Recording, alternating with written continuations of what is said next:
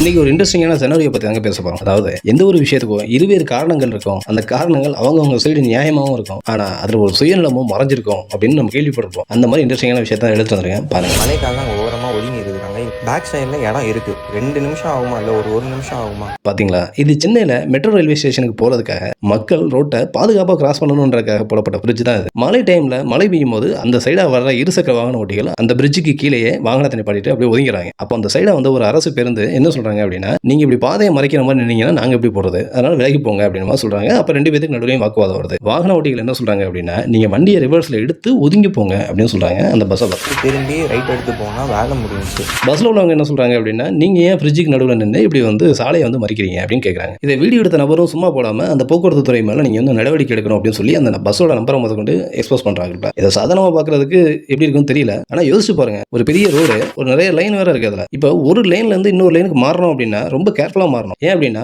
மற்ற லைன்ல உள்ள வாகனங்கள் ரொம்ப ஸ்பீடா போயிட்டு இருக்கும், டக்குனு உள்ள வரக்கூடாது. இந்த மாதிரி மழை நேரங்களில் சரியா பார்வை திறனும் இருக்காது. இந்த மாதிரி வந்து ஒரு சிலர் வந்து சாலை ஓரமா அடைச்சிட்டாங்க அப்படின்னா இந்த பஸ் அந்த லைன்ல குறுக்க வரும்போது ஆக்சிடென்ட் கூட நடக்கலாம். ஸோ பஸ் சைட்லையும் ஓரளவுக்கு நியாயம் இருக்கு. இதை ஒருத்தர் கமெண்ட்ல கேட்டு வச்சிருப்பாரு. அதுக்கு இந்த வீடியோ போட நபர் என்ன ரிப்ளை பண்றாரு அப்படின்னா, நாங்களாம் மிடில் கிளாஸ், எங்கிட்ட கார் கிடையாது, இந்த மாதிரி மலைக்கு எங்கேயாவது ஒதுங்கி நிக்கிறோம்னா எங்களுக்கு வேற வழி கிடையாது அப்படின்றார். இது அவங்க சைடுல உள்ள நியாயம். இந்த வீடியோ பார்க்குற நீங்க இந்த 2 பேர் மேல யார் மேல தப்பு இருக்கு அப்படின்னு நீங்க நினைக்கிறீங்க அப்படின்றத கீழே கமெண்ட்ல சொல்லுங்க உங்க கருத்துக்களை. பாய்.